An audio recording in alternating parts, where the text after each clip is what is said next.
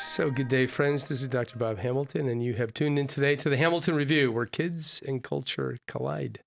Thank you for making us part of your day. It means a lot to me. And today is a special day. I have a friend of mine who I've known for a lot of years, who's with us today. We're going to be talking about something I've never really talked about in my podcast ever before, and that's Lighthouse Medical Missions, a little facet of my life, very important to me, that I have been doing for the last really 20 plus years. So it's been a long time that we've been doing Lighthouse Medical Missions. We're going to get to that in the second half of the show. But before we get there, I want to introduce my guest today. Her name is Alison Hagoski, a dear friend. I've known her for well over 30, 40 years, a long time. I actually don't remember exactly when we started hanging out together and spending time together, but Alison's a dear friend. She's a nurse. She spent a lot of time as an emergency room nurse over at Santa Monica Hospital. She's also a mother of 5 children, so she has some experience being a mother, and she's also a major participant in our Lighthouse Medical Missions, which we're going to talk about. But Alison, welcome, first of all, to the Hamilton Review. Thank you for having me, Dr. Bob. Absolutely. I think. Yes. You think. You're doing great. Already you're doing great. Okay. So listen, Alison, by the way, just FYI, friends, I did have to kind of twist Alison's arm. I just want you to know that. I've asked her several times to be on my podcast, and finally I've roped her in. And so this is a happy moment for me, I have to say. So before we begin the topic, which is medical missions later on, I like to have, people talk about themselves, a little bit about their background, where they're from, what were the things that went into your life that kind of wanted to make you, first of all, go into nursing, kids and all the other things. So Alison, the microphone is yours. Okay. Yes. Thank you, Dr. Bob, for having me. It is a great thing to talk about the medical missions, and I am excited to have more people know about them, because to me it's an amazing thing. And like what Dr. Bob says, we'll get into that. But I am Alison, and I was born and raised in New Zealand. And in the 70s, I met my husband, who's American, from Santa Monica, hitchhiking around the country of New Zealand. And we did end up getting married in 77, and I came here in 77 thinking it would be about a year. But anyway, now you would get him back to New Zealand. Yeah. But we have been here and had 5 children, like Dr. Bob says, and now have 10 grandchildren. So obviously we're not going anywhere. But this has been a great life. And I remember as a young girl knowing that I was going to be a nurse, just knowing that that's what I was going to be. There was never a doubt in my mind, and I graduated nursing school in New Zealand the January before I came here in 77, when I was 20, actually. And then I came here, sat the boards, and living in the States or living in California has afforded me an amazing career medically, and just to be able to participate in so many different things. So yes, I was an emergency room nurse. I was also a cardiac nurse, a cardiac rehab nurse. And now I do concierge nursing, where I go into people's homes and make sure they're eating right, exercising, take them to doctors, and just help people, basically.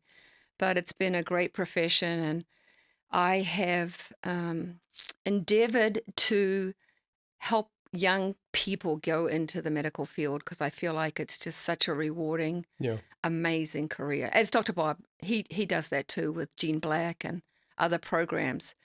And doing the medical missions is another venue of getting kids into the medical field and serving. So true. I think that when you think about medicine is very much a hands-on profession. Mm-hmm. You can't do it from afar. You can't do it without touching people and being with people. Right. And I've always felt that this is to a degree, you kind of it's a ministry. I mean, I think you have to have a calling if you're looking to go into medicine for other reasons. Right. Right. Your experiences certainly in the emergency room were crazy. Right.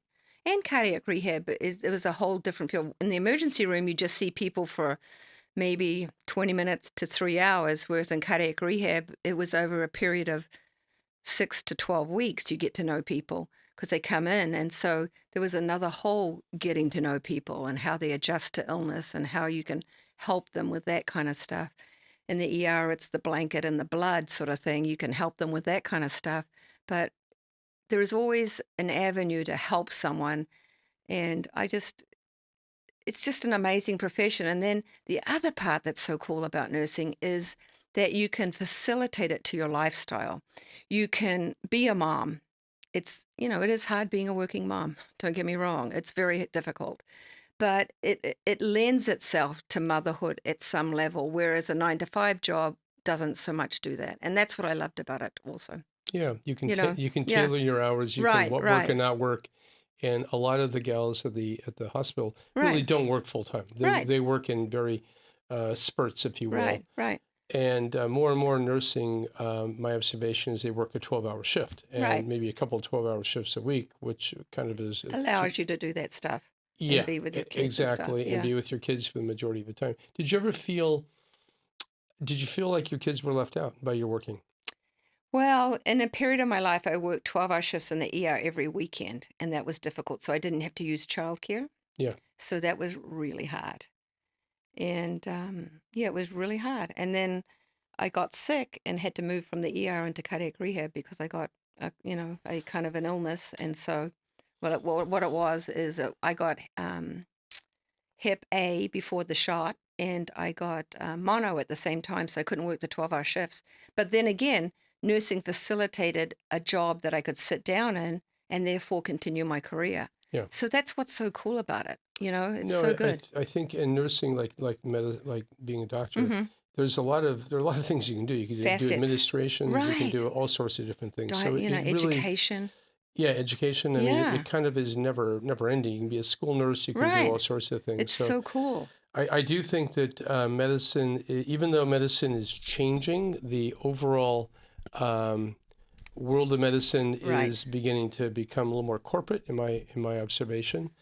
I still recommend that people go into it. It will always be about touching people, helping people, and facilitating what you can do to help them. And Yeah.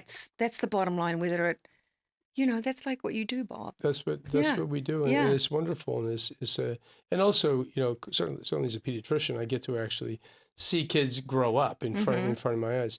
Other thing about medicine, Alison, and I think you'll appreciate this, is the fact that you're always learning. I Yeah. know. Yeah, It's mean- it's just never ending. it never ends. I mean, and even when you kind of think you're getting a handle on something, a new drug will come out, or something, a recommendation that Yeah. was made for ever and ever and ever suddenly becomes Null and void. antiquated. And if you say something, they kind of go, what are you talking about? We don't do that anymore. You go, oh, okay. What do we do? I have a great example of that. So when I was in nursing school, your blood pressure was 100 plus your age. So if you were 80, it was 180, and don't worry about the bottom number. That's what we got taught. Wow. 100 plus your age, and don't worry about the bottom number. And now it's 130 and below is your systolic blood pressure. But back then it was 100 plus your age, and don't worry about the bottom number.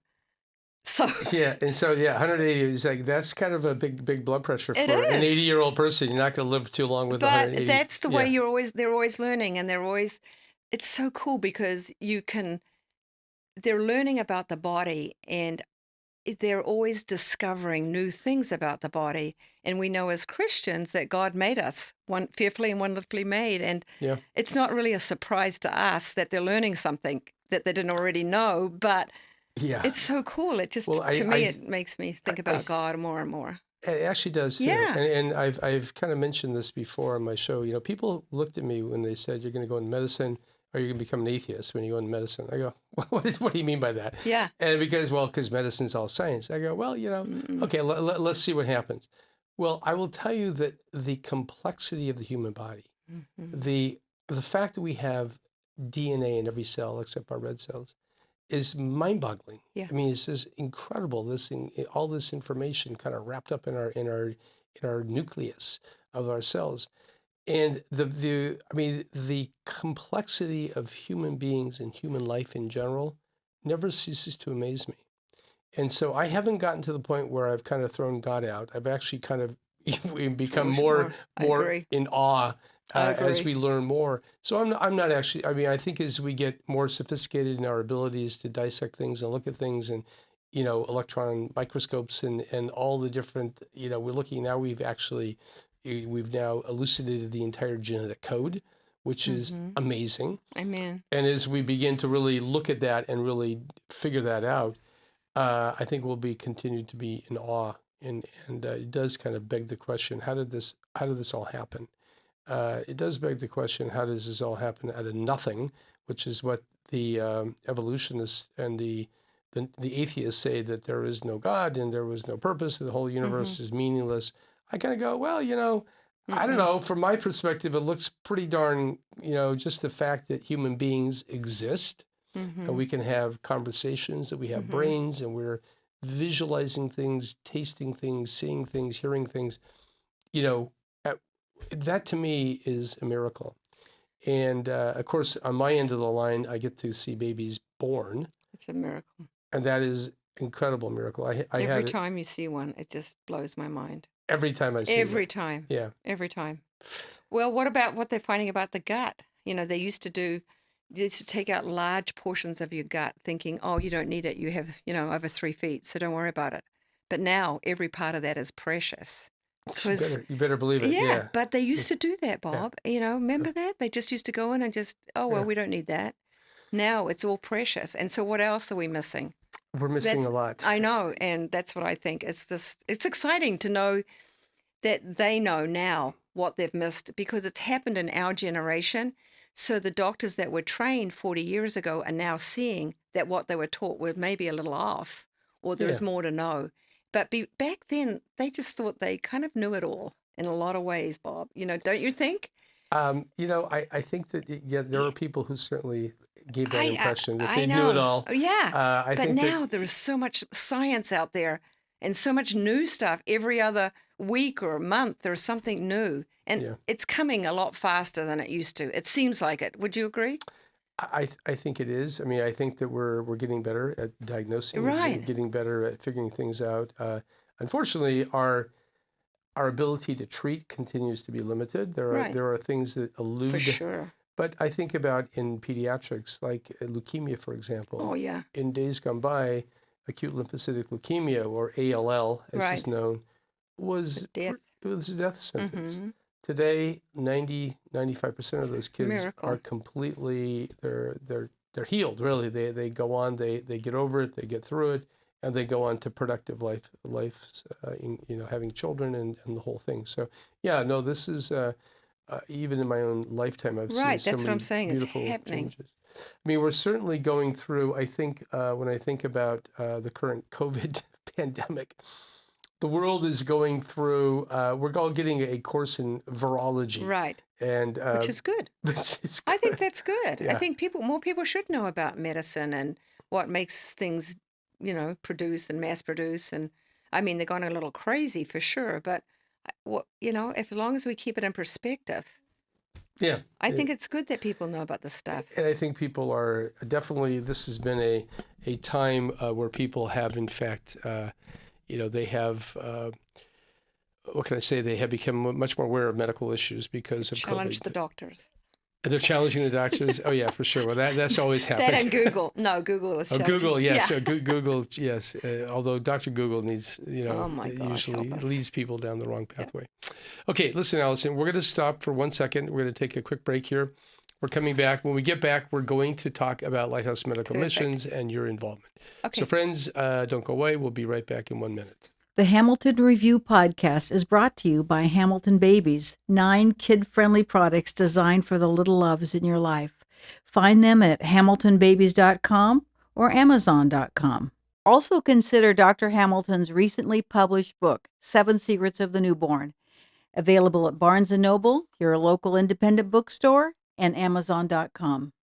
So friends, welcome back to the Hamilton Review. We're continuing our conversation with Alison Hagoski, a nurse who has been on several medical missions. And before Alison, before I kind of turn the microphone back over to you, I'd like to just kind of lay maybe a foundation about Lighthouse Medical Missions and what we do.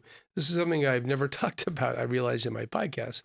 I've done about 190 of them now, podcasts, and I realize I haven't really talked about this in any kind of detail. So in 1998, there was a war going on in Western Africa, a bad war. And we had friends over there, a missionary friend, a guy named Ralph Bowen was his name, Pastor Ralph Bowen. And he challenged me. He said, "Hey, Bob, why don't you come to Africa to do a medical mission?" And I thought about it and I said, I usually say, I told him no about 3 or 4 times in a row. And because he would come back for conferences and, whatever, not yet. I think because Africa really was kind of a big step for me. And I think I had a little bit of a little fear of Africa, frankly. So anyway, after a while in 1998, I said yes. And when I said yes, that opened up this entire vista for me. And we began to out of our church in Santa Monica, Lighthouse Church in Santa Monica, we began to put together small medical teams. The teams mainly went to Africa initially, and then we began to branch out. But the Lighthouse Medical Mission, we have basically what we do is we take our skills, which are medical skills, and we apply them on the field. We do it as Christians. We're very clear about that. And we work with churches over there, work with pastors. And what we do is we try to take the skills that we have and apply them for God's kingdom. And it isn't, it is a blessing for obviously the people we go to in these countries. We, the people who are sick and we reach out to them. It's a gigantic blessing because many of the countries we go to, all the countries really are places of poverty. And these people don't usually have the option, have the ability, have the financial resources to, in fact, go to a doctor. And so many of them have not been to doctors for really years. And if they do go to a doctor, they can't buy the medications. So that's a compounding problem for them as well. So we go over there, we end up bringing both medications and supplies. So if they need to have wound care or whatever, we bring those supplies and we can do that. And we go and set up our clinics in usually outpatient situations. We're not in hospitals. We can set up a clinic under a tree, which we've done. We can set them up in schools or other community centers, which is sometimes what we do. Excuse me. But the reality is we have been able to, we've been on now after 24 years, we've been on many, many teams, probably about 40 or 50 teams. 26 of them have been to Africa. And they're wonderful times. But so we definitely reach the people we're going to. We also, part of my vision is also making a difference in the lives of the people who go. And I'm talking about the other doctors, the nurses, other non-medical personnel. And we have really touched the lives of literally hundreds and hundreds of people who've come on our teams, particularly young people. I have a special place in my heart for younger teenagers, other kids who want to come. And even though they're not medically adept yet, they're unlearned in that regard, they still can help with triaging patients and doing other very, very important but basic things. Delivering medications and what have you. So this is what we do. And Alison, you have been a major part in this whole thing. And honestly, how many teams have you been on? Well, I've lost count, but it's over 20, probably 25 teams in the last 20 years. Dr. Bob is very humble about this. It's incredible what he does. Well, I don't remember how many. I actually don't remember how many teams we've been on, but we've been all over the place. Yes, and at least 20, and more like 25 probably I've been on. That you've been on, yes. yeah. And where have you been? Just tell people okay, where. I have been to Sierra Leone, the Gambia, Guinea-Bissau, Burundi, Kyrgyzstan, Guatemala. Tanzania? No, I did not go to Yeah, okay. Tanzania. Did not go to Tanzania. But they have been to Tanzania and Colombia. I did not go on those trips, but it's been an incredible experience. Yeah. And like I say, Dr. Bob is very humble about all of this. And the first year that I went was the second year of a trip, and it was to war-torn Sierra Leone. The Civil War had just ended, and there was no running water, there was no sewage, there was no nothing. And basically we set up next to an amputee camp where they had basically were trying to rehab the people that had had their arms cut off by the soldiers because they Right. wouldn't join the rebels. That's right. And it was shocking, and I swore I'd never come back because it was just so bad. But something tugs at your heart, and we'll talk about that. Yeah. And it is a real tugging of your heart.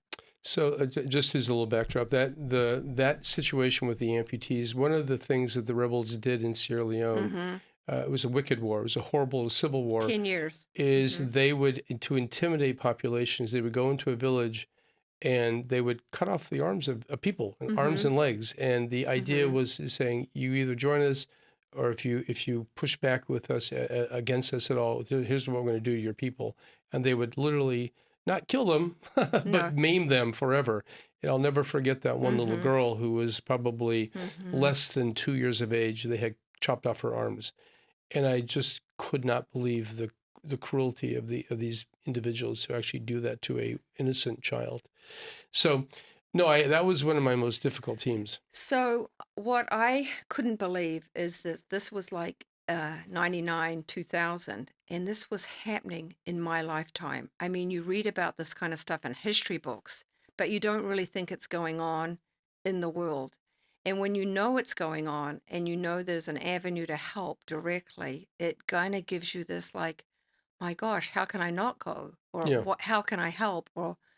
And Dr. Bob basically helped facilitate that kind of need people have to help. And a lot of people need to help. They don't have to be medical people. And that's what these trips are so great, because we incorporate everyone. Yeah. And everybody can either count pills, like Dr. Bob says, kick a soccer ball for the kids, or, help at some level. And it's just an amazing experience. I do like the idea when kids go on the teams. One of the things that first of all, we don't treat them like kids. No. So we treat them like, okay, I don't care if you're a teenager. We don't believe in teenager. We don't believe in teenage-ship or teenage years. We believe in people working. Yeah. And so we kind of, we do give them a little bit of a, I guess, an advancement. Baptism blood, We say, okay, you're part of the team, and whatever. It's good. It is good. And it's wonderful because we have these intergenerational teams Right. where these young teenagers and even younger sometimes come on these teams, and they just, boom, they're part of the thing. They're handing out pills. They're doing things. Teach them to do blood sugars. I teach them to Absolutely. do all kinds of things. All sorts of things. Yeah. And the cool thing, Alison, and you know this, is that a lot of our kids who've gone on these teams over the years, what have they done? Become involved in medicine. That's right. Either physical therapy, nurses, doctors. I mean, it just kind of gives them a direction and gives them, I want to do something like this. It's Right. so amazing. And I've taken one of all my children have gone except one, but they've gone at least once. And my youngest, Tex, was 11 or 10. We took him to the Gambia. And he just was incredible. Yeah. I remember him playing soccer for hours with the kids that were waiting in line in the alley there.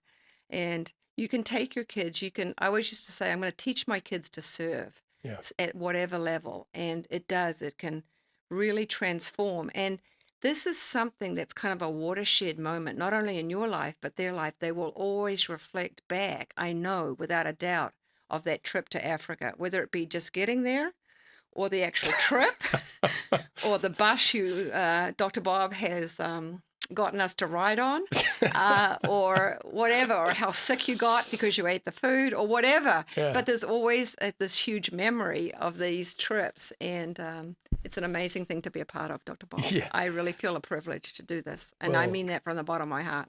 Well, Alison, you have really kind of, obviously, you've been there through thick and thin, many, many trips. And the reality is that you've really have become a very integral part of what we do. So you mentioned you kind of got into a little bit of that you initially went to Sierra Leone, said not coming back, but then Right. you kind of talked briefly about that spark. Tell us a little bit more about that spark, because this is interesting.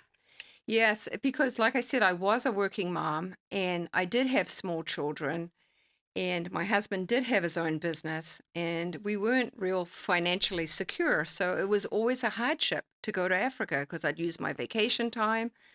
I'd have to leave the kids, and all of this. But there is something once you go and serve at this level that gets deep within your soul.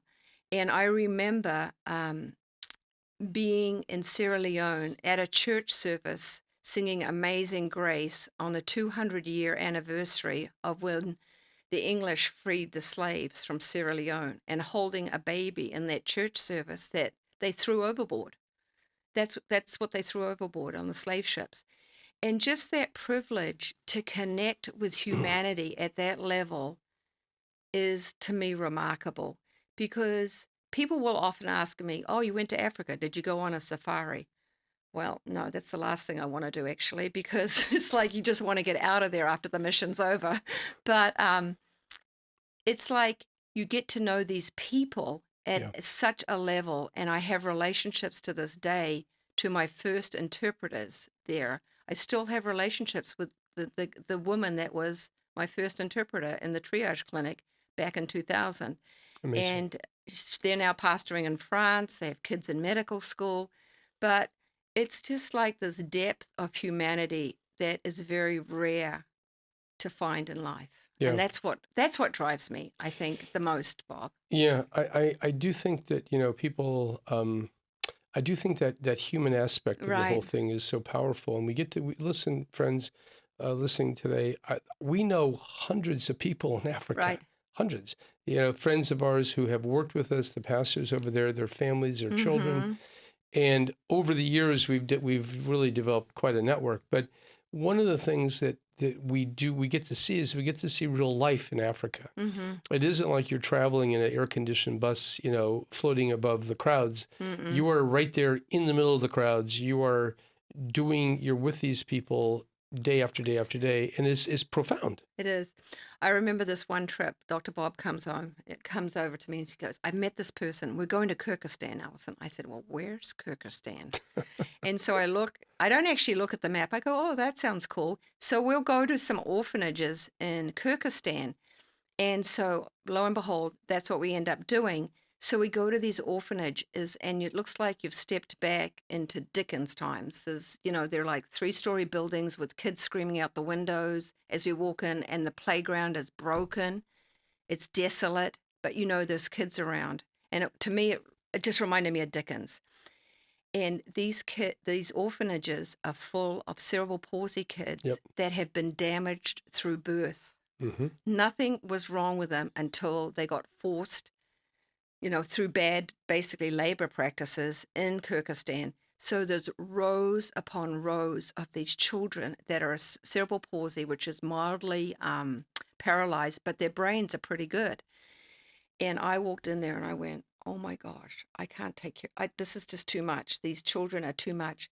But God gave me a vision, and he said, "You take care of the helpers and they'll treat the children better." So Bob and a couple of the other nurses, Dell particularly, go around and take care of everyone. And I set up a table and take care of the workers and make sure their blood pressures are okay and give them medicine, because I feel like if they're taken care of, they'll take better care of the kids. Yeah. But that was an amazing trip, and we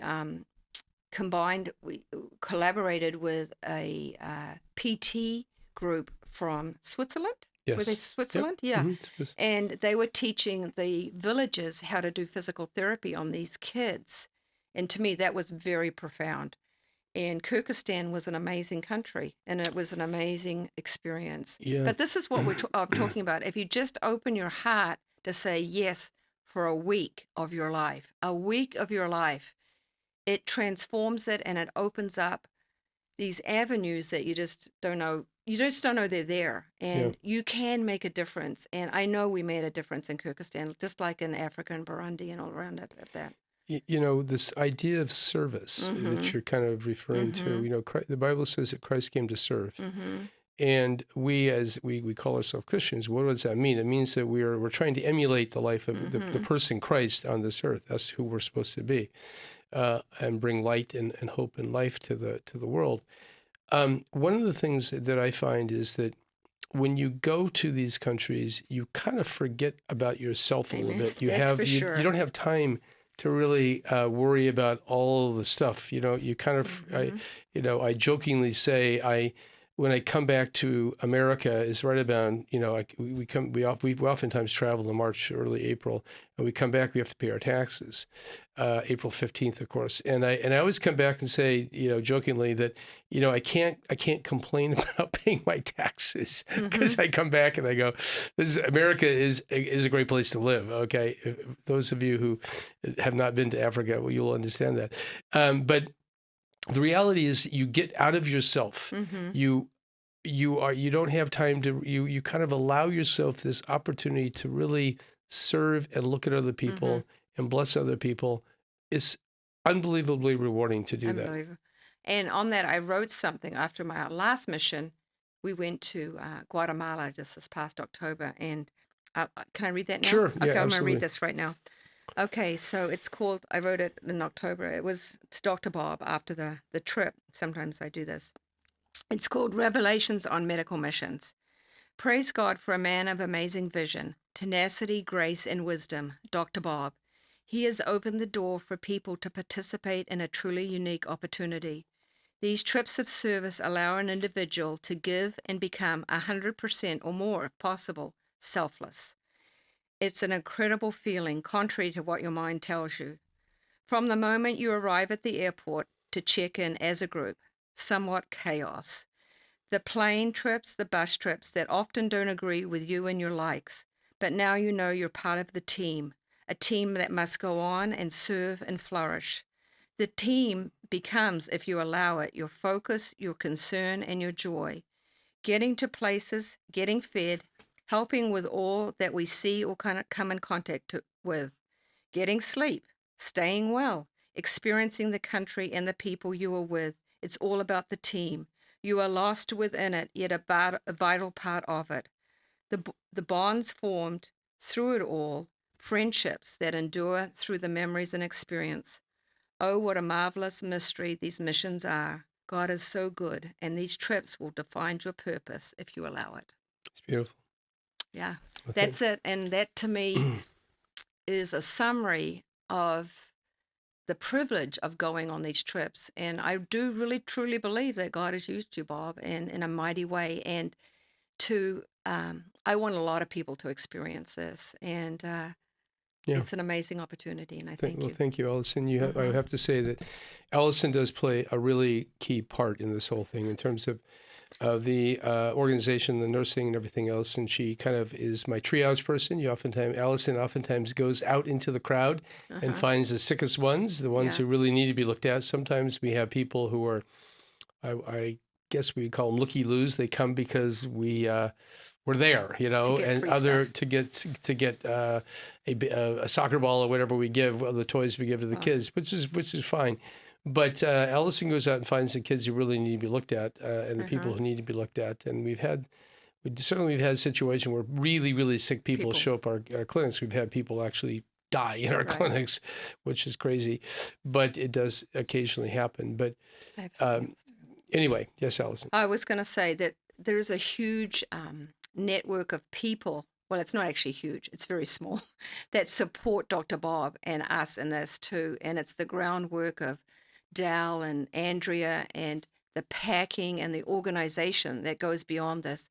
This is not a huge organization. No. It's very much, so you could either help on the ground. You don't have to go, is what I tell people. You don't have to go. You can help pack, you can help give money, you can help do whatever you can, but you then become part of the team. Yeah. No, we feel that, and when we get out in the field, when we actually see the box, when we open them up and see the organization which has gone into it, these trips do not happen in a vacuum. They happen with a lot of people, a lot of effort, tremendous hours and hours and hours of preparation and organization. So And we put together a wonderful team. Yes, Dal is part of it. Amen. And a She lot sure of other is. people. And we have a board who Sure. helps organize things and great people. And We have and a lot of really good people. good people, and that's how the job gets done. It certainly is certainly not me, friends. I do my part, but I have fortunately a lot of wonderful people backing me up. Alison, you have the last shot. Any last things you want to say before we say goodbye to our listeners today? I would encourage people to be a part of this. I would truly encourage you to do it. I go on most of the trips, and like my friend Dal, like Dr. Bob says, we would help take care of your kids if you needed that, as far as introducing them to medicine. If people are interested, even if you're non-medical, and you want to give, be a part of this. It's truly a valuable, incredible opportunity, like I said, and it'll change your life. Yep, it does, and it changed my life. And really, I mean, I can't even begin to tell you how this has kind of caused me to really think about the world in a very, very different way. Right, and to opens really up your flourish. world vision. Absolutely. It just gives you a different perspective on people and what you can do and what part you can play in it. Yep. I encourage you to go. Thank you, Alison. Okay. And friends, if you want to find out more about Lighthouse Medical Missions, you can find it at lighthousemedicalmissions.com. We're on the web like everybody else. And Alison, thank you for taking the time to be here. I really appreciate the fact you came to the studio. Here you are in person, and great conversation. And so, friends, you have been listening today to the Hamilton Review, where kids and culture collide. And I thank you for making us part of your day. Until next time, be well. Bye-bye. You have been listening to the Hamilton Review, where kids and culture collide. Thank you for allowing us to be a part of your day. Tune in again next week on Apple Podcast. Rate and comment and tell a friend.